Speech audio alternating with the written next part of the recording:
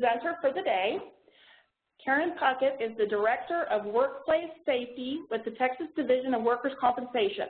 She is responsible for the state's occupational safety and health functions, including employer consultations and OSHA compliance assistance, excuse me, insurance company safety regulation, and safety violation investigations.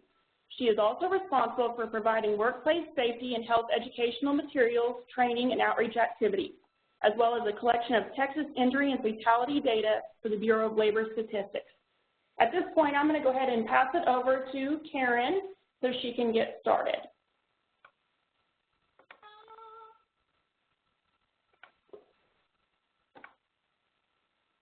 Good morning. Yes, I'm here. Good morning. I want to thank you for that introduction and thank everybody for being here on the webinar this morning. We're going to be talking about occupational driving safety programs and some recommendations that the Division of Workers' Compensation has in that regard. We do have a responsibility as a state agency in Texas for promoting safe and healthy workplaces, so we appreciate the opportunity to work with our Driving Concern and the National Safety Council to do these webinars. For those of you who may have sat in on the previous two webinars, there are a few slides here at the beginning that we went over before, but I want to include those for people who might be new to this webinar or watching the recorded version in the future. So this is some data from the Texas Department of Transportation just about crashes in general statewide. And as you can see, there are a lot of issues with people driving while they're distracted, not wearing proper restraints or safety equipment while they're driving or driving impaired. And the complete data that they have out there is for 2014, but to date, as of this morning, according to TxDOT, there have been 2,823 fatalities, fatal crashes on Texas roadways so far this year, this calendar year. And if you were listening last week, that is an additional 94 fatal crashes from this time last week when we talked about this. So it's a big issue. There's a lot of roadways in Texas and a lot of exposure for people when they're on the road. What we want to do with this webinar series is to help employers understand why transportation safety is important for them and their employees, talk about different things that they can consider to establish an occupational driving safety program, and provide you with some resources to do that. Not only do we have a lot of people, just from a public safety standpoint, dying on Texas roads, we also have a lot of employees involved in fatal crashes. According to the Bureau of Labor Statistics, the Census of Fatal Occupational Injuries, transportation incidents are the leading cause of work-related deaths. And there are a lot of industries in our state that do have employees who drive for work, and it may not be their sole responsibility. A lot of times the road might be the most dangerous place that your employees are going to be at any given time while they're working for you. Again, this is BLS data. 45% of the incidents were transportation related. 45% of those fatalities. To put that in perspective, 237 of the 524 were transportation incidents, and the second leading cause was contact with objects and equipment at 76 and falls at 67. So there's definitely a wide gap between the first and second causes of fatal occupational injuries. And of those transportation incidents, over half of them, the employees were not in a motor vehicle operator occupation. Their primary job was something else besides driving. And there were almost 4,000 non-fatal incidents that involved days away from work where employees were injured and had to miss work because of the injuries sustained in the crashes. What we want to encourage employers to do is to think about your employees while they're on the road and develop an occupational driving safety program and policies, enforce those policies in your workplace so that your employees know what your expectations are and how you're going to help safeguard them. And then as with any written program that you would have in your workplace, you certainly want to review it with some regularity to make sure that it's still addressing all the issues that your employees face. So an occupational driving safety program, we think, should consider 4 basic elements. We covered the first 2 in the roadway workplace and the driver in the first 2 webinars, and today we're going to cover the last 2 components, which include the vehicle and the environment. So here we'll get into the vehicle portion of it. We do think it's important that employers who are driving for you at work are familiar with and able to operate the type of vehicle that they are in while they're working. There are a lot of different kinds of motorized vehicles besides just a passenger vehicle or a tractor-trailer that employees might be driving, such as golf carts or forklifts or construction equipment or a bus. I met a gentleman at a recent training event who was telling me that his daughter works for a radio station, and she drives a Mini Cooper normally in a major metropolitan area, and her employer asked her to drive a 15-passenger van to an event that the radio station was hosting, and she was not familiar with driving that type of vehicle. It's very harrowing for her in a major metropolitan area. You can imagine the traffic there to drive that type of vehicle when she was used to driving a very small vehicle. So even different types of passenger vehicles can have different abilities, capabilities, maneuverability issues that your employees should be familiar with, and you should help them in that regard so that they know how to operate those vehicles. We also think it's important that employees understand the maneuverability and capabilities of other vehicles on the road with them. A lot of times we see crashes that occur because maybe passenger vehicles aren't giving enough leeway to a larger vehicle on the road. There are a lot of laws of physics involved there. Large vehicles can't stop as quickly as passenger vehicles can, and a lot of people may not really think about that while they're on the road with them. So we do think it's important that you have a discussion with your employees not only about how to operate the vehicle they're in, but the things they need to think about when they're on the road with other types of vehicles and what they can and can't do to help safeguard them. If you have a fleet, if you have vehicles that you're providing to your employees, you do need to have a vehicle maintenance program to make sure that the vehicles are in good repair before you send your employees out in them. Your maintenance program should include inspections, daily inspections of the vehicles before and after they're used by your employees, each trip. It should include policies and procedures of how to perform repairs on the vehicles when they're needed and how to document those repairs, and when preventative maintenance should be scheduled. You should also have a means for basically locking out vehicles that are in disrepair that you don't want your employees driving so they don't accidentally take a vehicle on the road that needs to be serviced. Another area that a lot of employers may not think about is if you have employees who are driving their personal vehicles for you for their job, you might not be thinking about the repair of their own personal vehicles. And of course, it's not necessarily an employer's responsibility to, maintain personal vehicles of employees, but it's something that you should consider if you hire somebody and you expect them to use their personal vehicle for you while they're on the job. You should probably at least take a look at what kind of vehicle they have, what kind of repair it's in, and talk to them about what your expectations are in terms of maintaining their own vehicles so that they're safe on the road while they're driving for you. The final element of an occupational driving safety program is the environment. So we've talked about a lot of things that the employers can control within their workplace up until this point.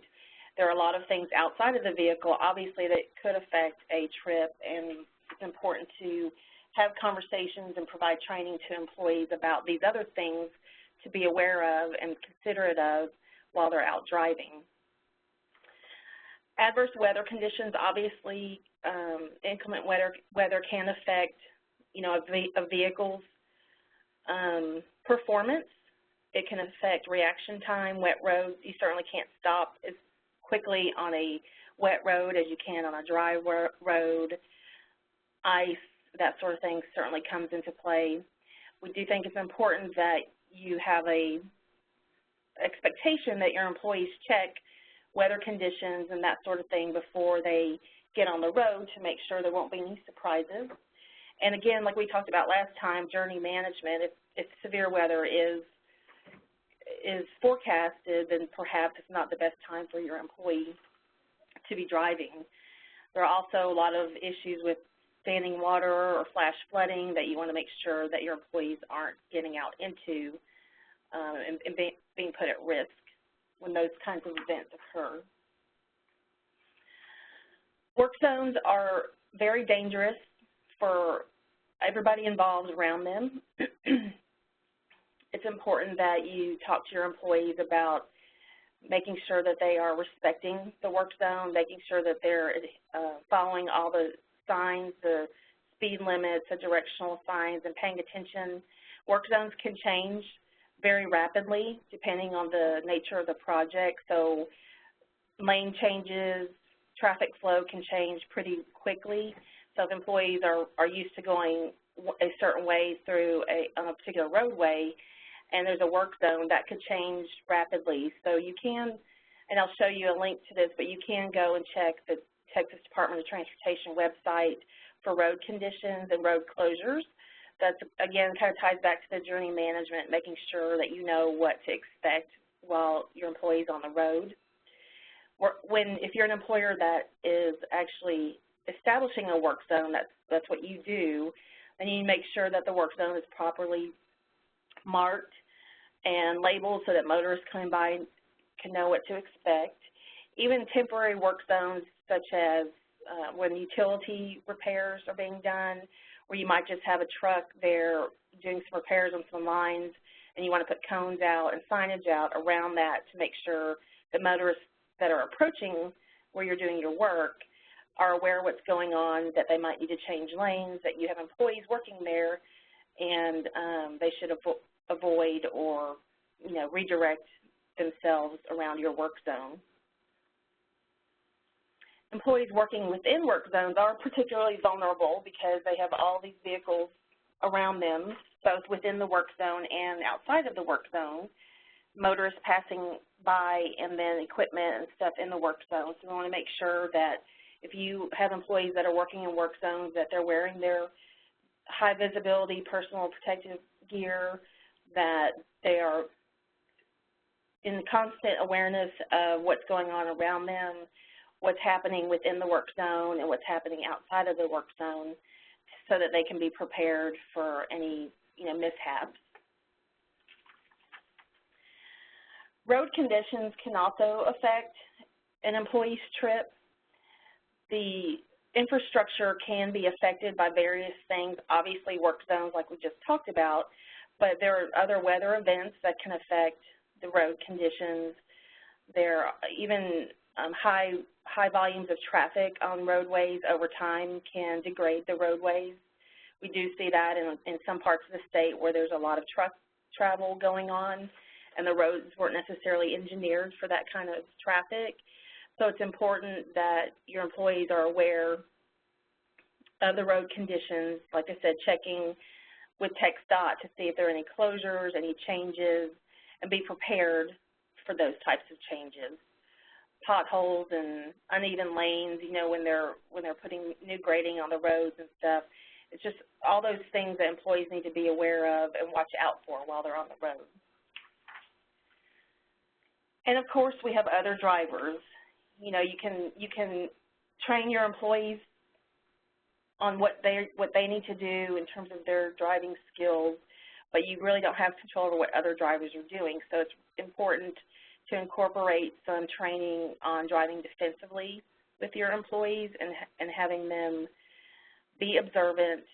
Again, we talked about distraction previously, but while they're in the vehicle, they need to be paying attention to what they're doing in the vehicle and what's going on around them, trying to anticipate what other motorists might do.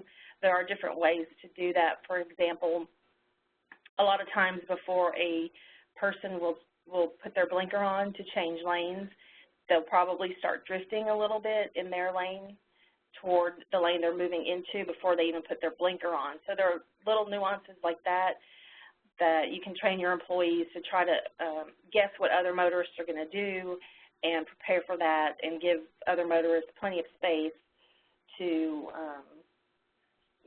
share the road, basically. And we think it's important also to talk about with your drivers that they don't assume that the other drivers on the road are paying attention themselves or to understand or know what your driver is going to do. So again, it goes back to driving defensively and thinking about the worst case scenario whenever there are other vehicles around and trying to make the best decisions in terms of what can affect their driving. And of course, with aggressive driving, road rage and that sort of thing, we recommend that your employees just give those kinds of people a wide berth, let them go ahead, let them get on and away from them so they're not affected by that. Don't challenge aggressive drivers and that sort of thing. It's not worth it in the end. So again, we've talked about this before, but we do have a checklist to help employers evaluate their occupational driving safety plan. So I'm going to show you our checklist. Hold on. There we go. And this includes all of the information that we've covered in these webinars, but the final portion of this the final two portions of this checklist do include the vehicle questions for you to ask yourself about your place of business, your processes, your exposures, basically, and to think about how does this affect my employees and what do I need to have in place to address these sorts of things. So we have the vehicle, and then here's the environment with a special section about working in work zones. So again, there's not necessarily a right or wrong answer to these questions. These are just meant for you, for information for you to think about what you might want to put in your plan based on what your exposures are, what your employees are doing for you. And then I'll also share with you, if I can get to it here, our occupational driving safety page, which has a variety of resources to help you establishing your program with training materials and that sort of thing. So we've been talking today about the vehicle. So here's some general guidance on what we've talked about today and some links to resources that you can refer to when you're developing your plan or if you're looking for training materials to go over with your employees.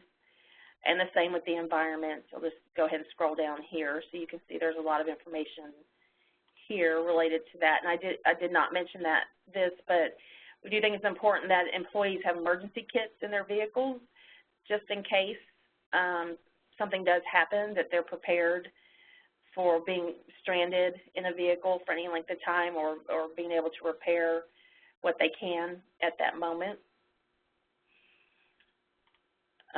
Road conditions here are links to the TxDOT website and all of their district offices that show road conditions, what construction is going on in those parts of the state. So you can look at those types of things before your drivers get on the road so, like I said, they can be prepared for what's going on.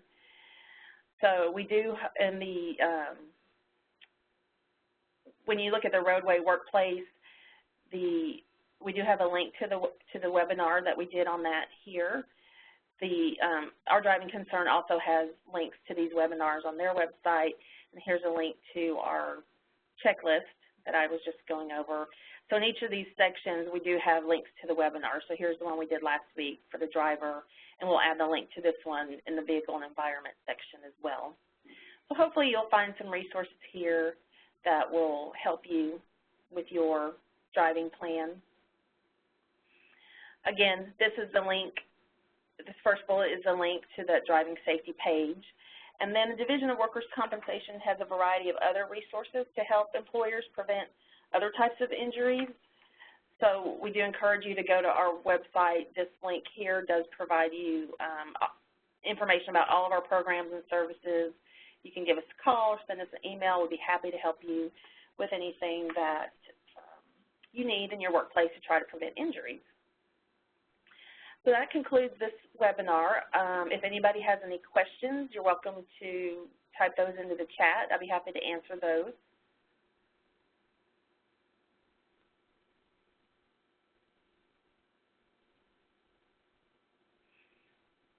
Okay, I'm not seeing any questions at this point. So like I said, feel free to give us a call if you have questions and want to ask those offline or have difficulty with finding information on our website. We'll be happy to help you with that. So thank you for your time today, and be safe. Thank you. I'd like to go ahead and thank Karen for presenting. Again, all of the webinars can be viewed at txdrivingconcern.org in our webinar archive, as well as on the Texas Department of Insurance website. Excuse me. Thank you for attending today. Have a great day.